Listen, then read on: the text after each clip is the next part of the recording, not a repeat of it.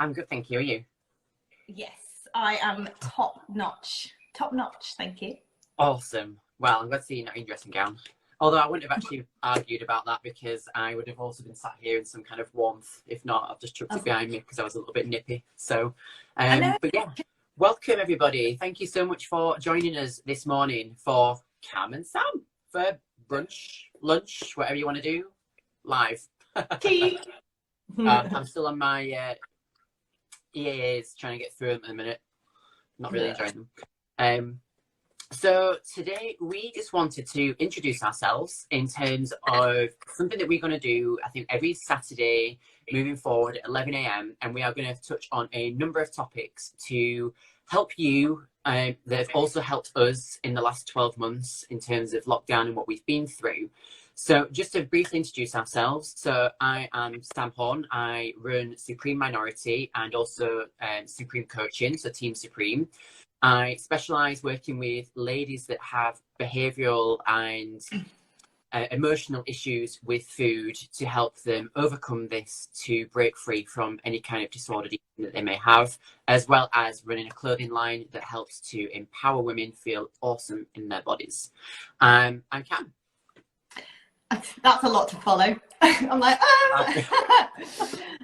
I am Camilla. My name is Camilla, and this is quite ironic actually. I've just been filming a video this morning for a client on labels and identity and boxes and things like that. So who am I? What am I? I can't say a former makeup artist because I still am. I'm basically lots of things. But what I am super passionate about is empowering people to change their self-perception so that they can reimagine the huge amount of power that they already have within themselves. And we all have a ton of it. And that's really where our power is. And the only power there is, it's not from external things, it's from right inside of us. So what I do is guide people to find that, to reconnect with it. It's, it hasn't gone anywhere, but we lose connection with that stuff, outsourcing confidence and quick fixing on stuff in the culture that we live in. So that's what I help people do. And I also work on the outside as well in terms of makeup and hair for weddings and events.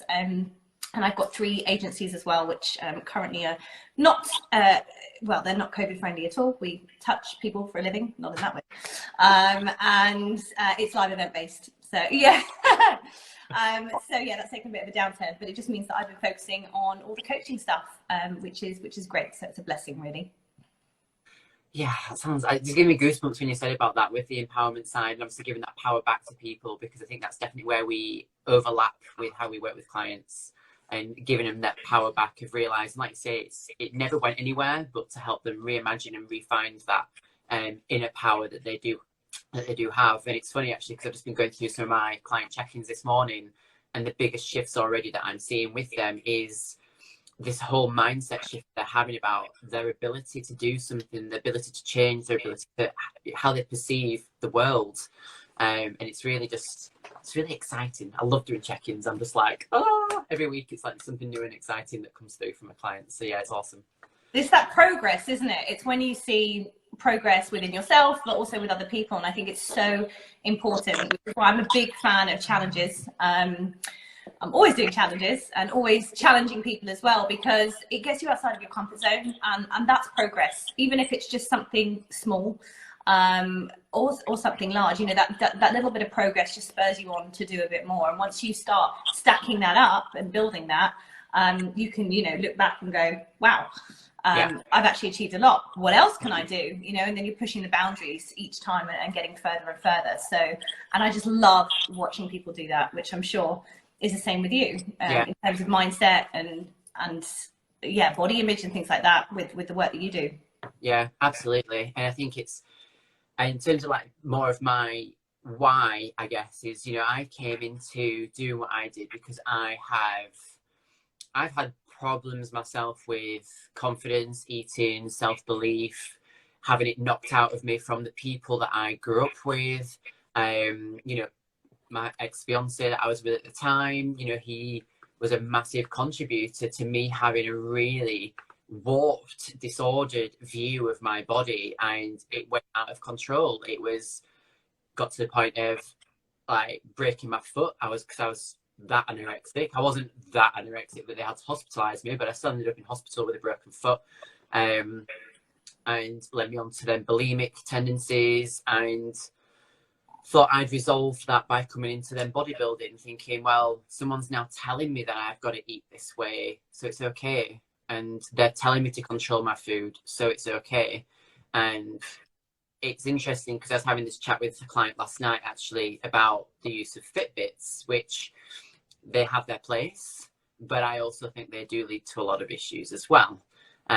Always trying to, when you've got like a set step count, and I do set a step count for my clients, but it's not like massively rigid. I don't expect people to be like looping in circles around in their cellar to try and get the remaining bit of the step count, because I think that's just a bit fucking obsessive.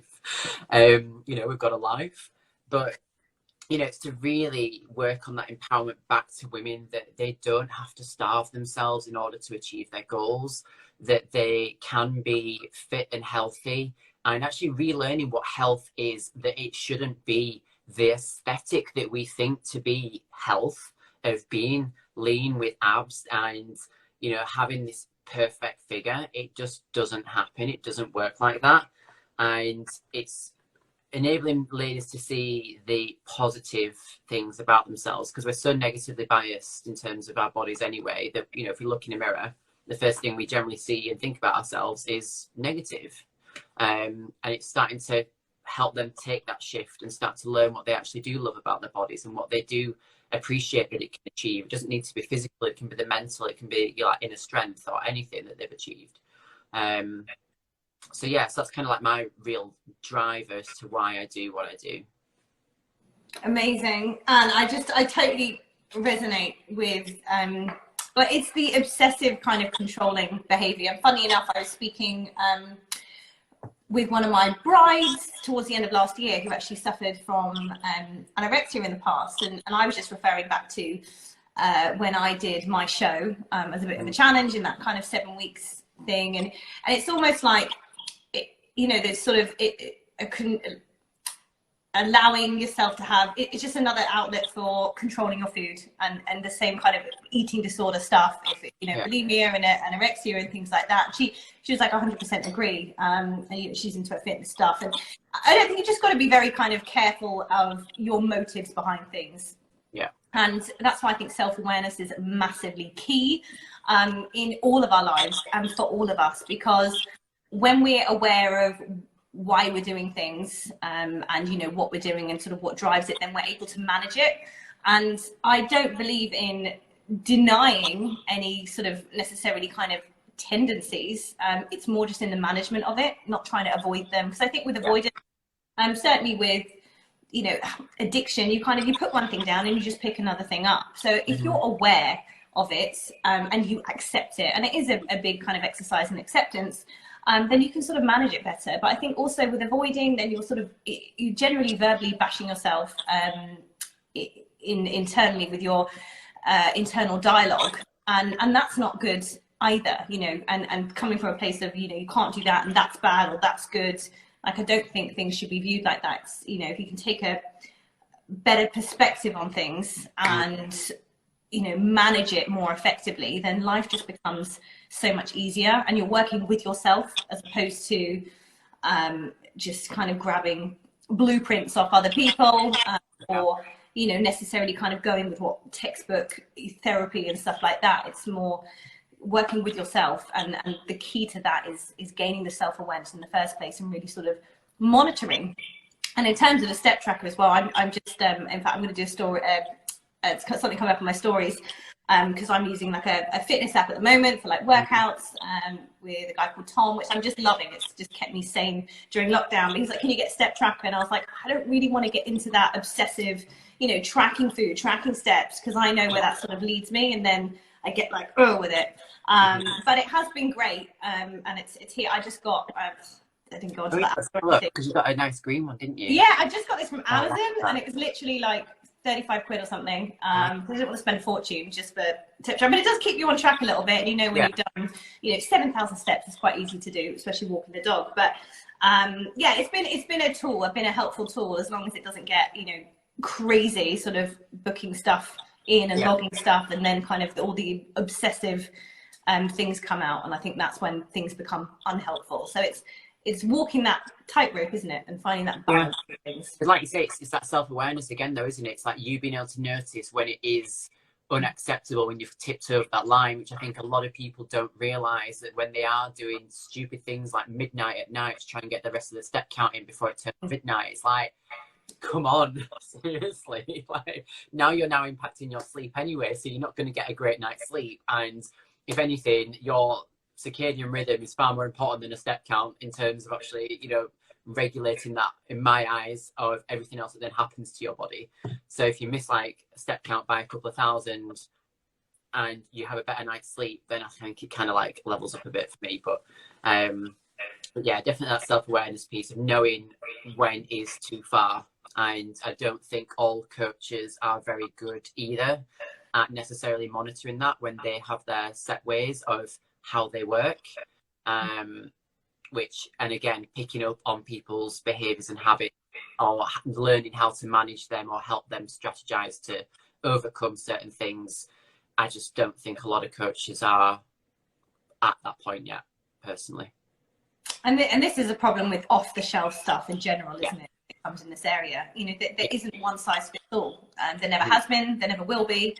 We're all individual, we're unique, we all have different kind of needs and idiosyncrasies and things like that need to be identified and sort of worked with and managed, and we need to do things that are right for us, not that what is right for the majority. You know, we could be the minority in that respect or that specific area. So again, self-awareness. I'm obsessed. Yeah. I think definitely, it's that cheesy line of, you know, if you're not assessing that, you're guessing. And even, you know, to the point of diet plans and food plans, that you still, you know, you never really fully know what's going on inside somebody until you do like bloods and DNA testing, saliva testing, to actually fully understand what that person's about. And that is a lot more available now. But yeah, I mean, I've had so many copy and paste plans in my time sent to me, and I'm just, the worst time is when you forget to take the name off of someone else, and you're just like, great. No. Job well done. I'm glad I'm paying you £150 a month for absolutely sweet call. So, it's that experimentation as well. Experimenting. People just want answers. Like we feel like we need answers, and it's like now life. Everything's immediate. Yeah. Always. Absolutely, and it's just not the way forward. You miss everything. You don't learn if you get things instantly. Or answers, and the joys in finding the answers, and the whole kind of journey, and that's really what life is about. So it's kind of, it's getting used to going the long road with stuff, and particularly I find with body and mind stuff, is experimenting with different environments, with, okay, if we're talking about fitness, nutrition, different exercises, different foods, like how they affect you, and really kind of working out what is right for you, what agrees with you, what you enjoy, what you like and what you dislike. And I think we onboard so many of other people's likes and dislikes subconsciously without even realizing it, or other people shoulds and coulds, and, you know, instead of actually, again, thinking what is right for us, and doing the work and doing the process and going the process to learn that. And I think that's super important. No, absolutely. That self-comparison thing. It's a dangerous thing that I think more people are becoming aware of when they're doing it. But I still think there's a lot of work to do, definitely. But yeah, I think we have done a nice little bit of an introduction about who we are and why we do what we do. And moving forward, we are going to obviously invite you to throw some topics at us as well, because we'll obviously add them in as we go along. Cam, we do have a bit of a structure there, right? I do. A couple of scroll notes, a bit of paper. I'm looking down. But yeah, no, I mean, like Sam and I literally just decided to do this a couple of days ago. So we just brainstormed some ideas. But I think, you know, hot topics are sort of like mindset and belief and routine and mindfulness, self-care, goals, kind of all that sort of stuff. So what I've mentioned there, we're going to put in, and we're going to be sort of releasing every Saturday. But as Sam says, we welcome topics and questions to really sort of cover areas of where people may be struggling, where you guys may be struggling, or what you specifically want help with, or, you know, busting some myths, which is my favorite thing to do. And I know Sam and I are capable of doing stuff in the beauty area and in the fitness area and the diet area. So please send them our way. And we hope that you join us every 11 a.m. on Saturdays for our Brunch Live. Lovely. Right, well, thank you so much, everybody, for tuning in, and we will see you next Saturday. See you next Saturday. Bye, everybody.